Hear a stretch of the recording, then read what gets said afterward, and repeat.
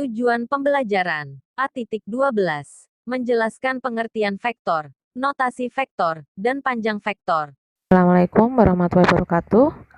Pada kesempatan kali ini ya kita akan melanjutkan materi kita yaitu tentang vektor dan sistem koordinat. Kalau kemarin kalian sudah belajar apa itu vektor, bagaimana menuliskan vektor, bagaimana menuliskan panjang vektor, dan apa itu jenis-jenis vektor. Nah, sekarang kita akan belajar antara sistem koordinat dan vektor. Gambar di bawah ini ada posisi pesawat terbang dalam sistem koordinat Kartesius. Pilot akan meminta izin ya jika ingin mengubah ketinggian atau arah penerbangan. Sistem koordinat Kartesius itu dicetuskan oleh René Descartes, ahli matematika berkebangsaan Prancis. Descartes menemukannya ketika mengamati lalat merayap di langit-langit rumahnya. Noh, bayangkan ya kan, waktu rebahan ya kan melihat lalat langsung terpikir untuk membuat sistem koordinat Kartesius ya. Yuk jadikan rebahan kita lebih manfaat ya, oke, agar sama seperti ilmuwan kita yaitu René Descartes. Baik, selanjutnya menggambar vektor pada sistem koordinat Kartesius. Kita coba explore ya. Jika kalian belum mendownload, maka kamu bisa membuka di www.geokibra.org. Karena saya sudah mendownload, saya buka di sini graphing calc ya, graphing calculator. Ini saya klik. Nah, nanti akan masuk ke kertas berpetak seperti ini. Permasalahan yang tadi ya, mula-mula lalat berada di titik asal O dan merayap ke titik P 3,4. Oke, kita besarkan dulu ya biar ada 1 2 3 4 5 komplit ya kan, tinggal kalian sentuh saja. Lanjut, mula-mula lalatnya dari 0,0. Buat titiknya dulu sebentar. Ini poin, nah masukkan 0,0 di sini. Ini titik A. Lanjut, dia merayap ke titik P 3,4. Berarti X-nya adalah 3, Y-nya adalah 4. Berarti di sini. Ini adalah titik P-nya. Lanjut, lalat bergerak lagi menuju titik Q min 2, min 8. Nah, ini bawah sini ya. Oke, kita poin lagi min 2, min 8 itu titik C hingga berhenti di titik R2, min 5. Oke, kita bisa mengubah titiknya ya. Tadi namanya kan dari U, dari P, dari Q ya kan. Kita buka ini ya, yang gambar kalkulator ini nanti akan menuju ke sini. Kita ganti saja pengaturan. Titiknya kamu ganti. Oh, titik O-nya O gede ya. Udah enggak ini O gede. Oh, ada. Oke, ini sudah. Terus yang titik berikutnya tadi, yang ini B itu adalah P.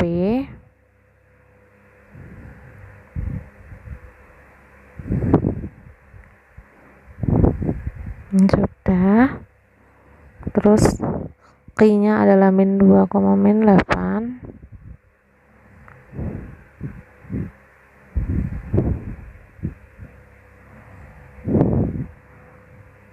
Ya.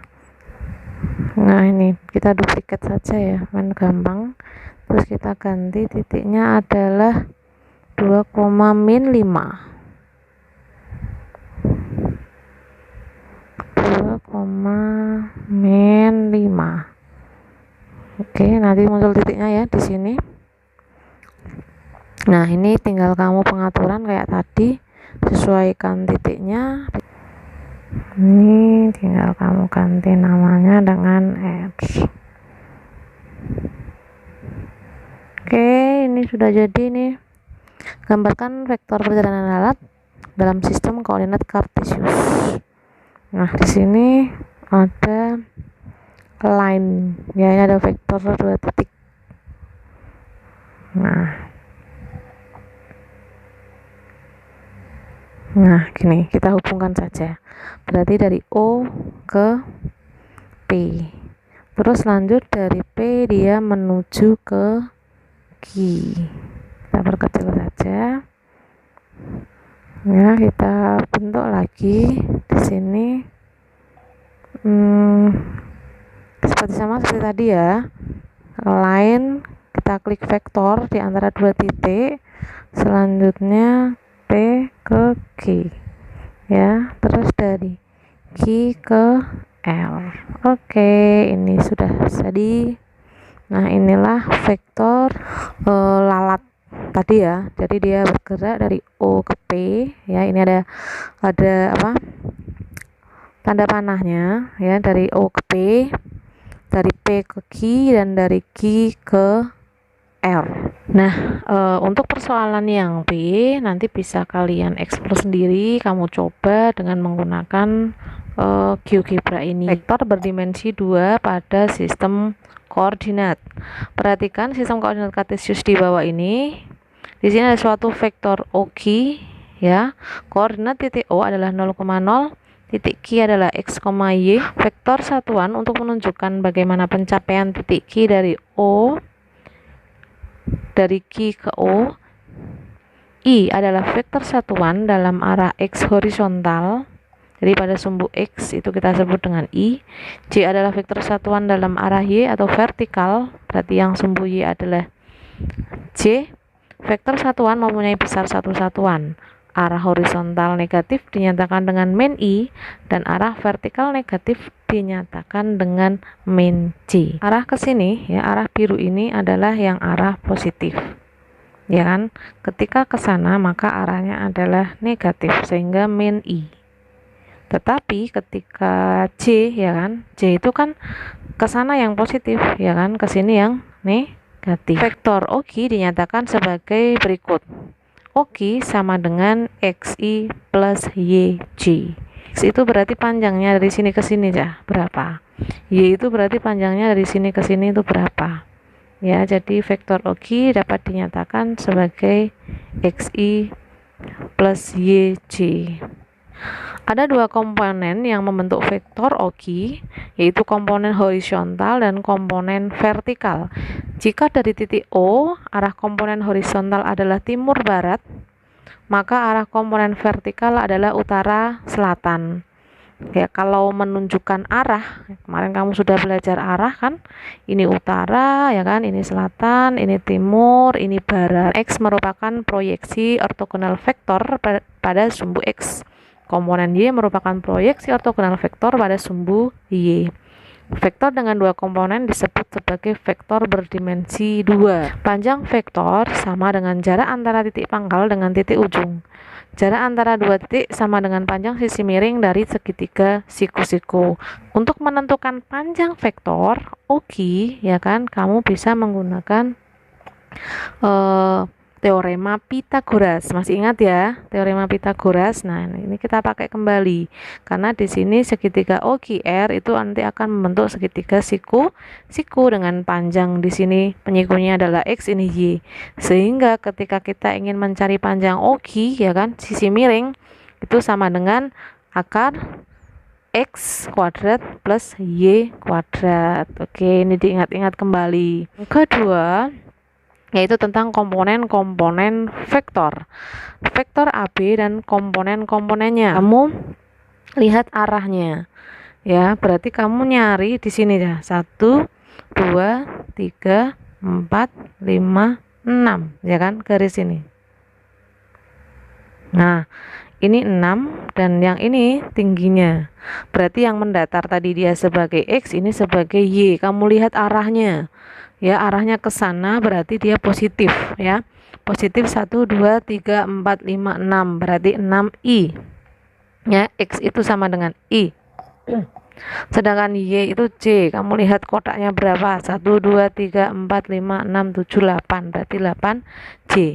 Panjang vektor AB ya, kalau yang kamu cari adalah panjang vektor berarti akan sama dengan akar 6 kuadrat plus 8 kuadrat sama dengan 10 ya, dari 36 ditambah 64 ya kan adalah akar 100. Jadi hasilnya adalah 10. Vektor ekuivalen pada sistem koordinat Kartesius. Dua mobil berbeda bergerak dengan kelajuan 10 meter per detik dan dalam arah yang sama. Keduanya mempunyai vektor kecepatan yang sama walau berada pada posisi yang berbeda. Perhatikan dua vektor perpindahan dalam sistem koordinat Kartesius di bawah ini. Ada vektor AB dan vektor CD atau U dan V. Vektor U dan V ekuivalen dinyatakan dengan 4I plus 3J, walau keduanya mempunyai koordinat titik pangkal dan koordinat titik ujung yang berbeda. Komponen horizontal dan komponen vertikal adalah 4 dan 3. Ini nah, berarti ini kamu lihat, ini ada berapa peta, ini ada berapa peta, ya kan? Kesininya 1, 2, 3, 4. Ya, berarti dia nanti adalah 4I. Plus, ya, kamu lihat Y-nya sekarang 1, 2, 3. Berarti ada 3J. Ini pun sama, kamu lihat arahnya. Oh, arahnya ke sini. Nah, dia berarti positif. Positif berapa? Positif 4, berarti 4I. Nah, ini juga naik, berarti positif. Positif berapa? 3J. Nah, berarti antara vektor U dengan vektor V itu dikatakan ekuivalen. Ya, ekuivalen karena dia mempunyai komponen yang sama. Vektor kolom dan vektor baris. Vektor kolom ya dituliskan dalam bentuk kolom, kalau vektor baris berarti dituliskan dalam bentuk baris. Komponen vektor kolom dituliskan sebagai berikut. Nah, ini 34 atau 34.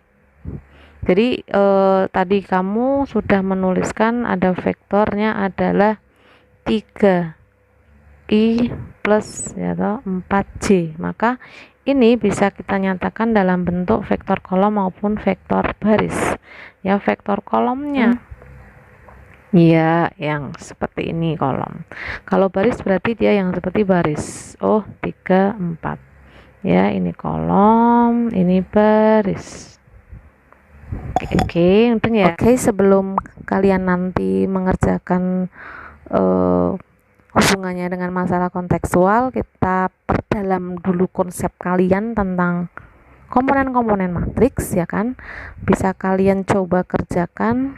Ini nomor 4A, nyatakan vektor-vektor di bawah ini sebagai kolom, sebagai vektor kolom ataupun vektor baris.